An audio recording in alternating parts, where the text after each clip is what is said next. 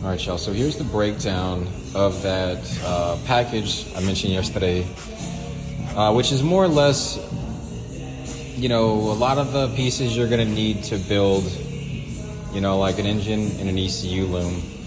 I don't think there's enough maybe here for the chassis, but the buyer's also already got some stuff. So, when we get to the talk about cost, it's really going to be irrelevant though, to the point that I think that you guys will find here. So I'm just going to walk through this, and this is going to be a little bit longer than the last few, just so I can explain a few things here.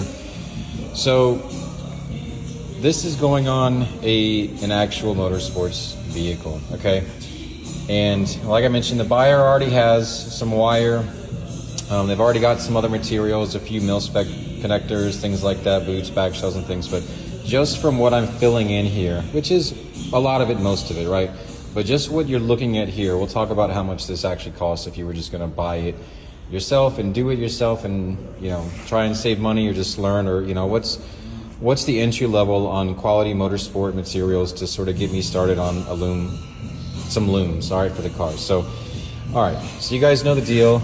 We've got some DR25 in multiple sizes, so 80 feet, 3/8, ½ inch.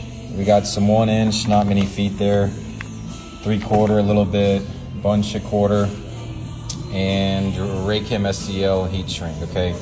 This is going on a Motec powered car.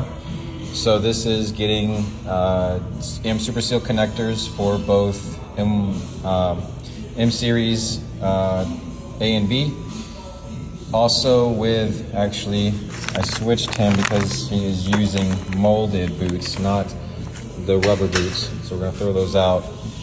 I gotta get him the CNC back shell, because you cannot, if you're gonna be doing a molded boot on the M Super Seal connector with the back shell, the thermoplastic back shells that you can use with the rubber boots, the thermoplastic, if you're very, very gentle, you can, but really if you're doing a Raychem molded boot, I would say use the CNC, even though my preference normally would be the thermoplastic unless you're doing a molded boot. So if you're doing the rubber boots, I would say use the thermoplastic. So also got one for a C125, C127 dash.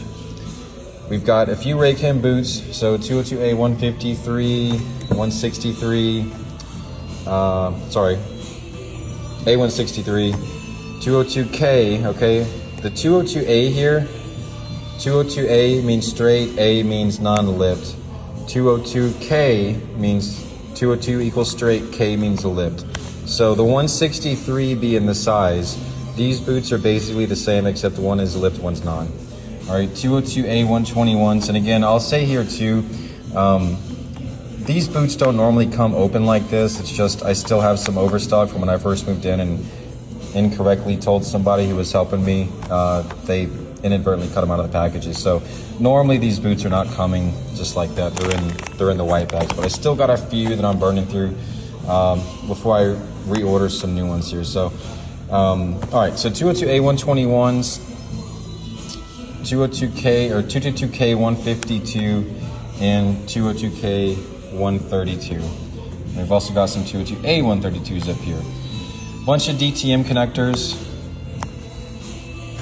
right? A couple relays, some relay kits. I don't think he's using 10 relays on this car. A few back shells here for the mil-spec connectors. So let's talk about the mil-spec connectors. These are two mated pairs, okay? So first one here being MS3476A20-41P. So if someone was going to give you a quiz and say, hey, what's the plan form or the insert arrangement for this connector, it's going to be 20-41. All right, that determines the terminal layout and what's inside the actual connector.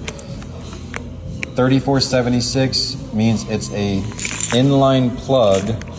A, and the part number means it's anodized black.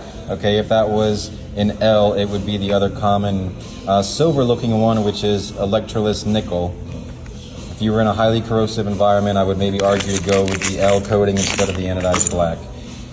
So we've got the 76 is an inline plug, and then we have the 3470 meaning flanged receptacle. If you wanted the jam nut, it would be 3474.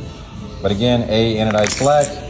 Flange mount 20-41 matches the plan form as the other one, except this one is a P. You gotta have some sockets, okay? Because pins and pins don't go together. It's gotta be pins and sockets. Now, with the MIL connectors, you can specify these for the pin gender to be swapped on these. So if you wanted this connector to be an inline plug with sockets, you can do that. You just gotta make sure you get the flange mount or the jam nut, or if you were gonna do a inline receptacle, that it would have the opposite terminal, okay? So here for the second MIO set, this is a 2241 plan form. Again, 76 plug side inline P for pins, and then we got a mating one here, which is the 3470. So again, 70 flange mount, A anodized black, 22-41 matches the other plan form, except this one has an S and that one has a P. So pins in that one, sockets in that one, back shells to go with it.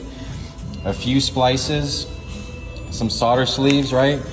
Some solder sleeves because he's getting some 22 gauge 2-con. I also got to get him some 22 gauge 3-con in a separate shipment.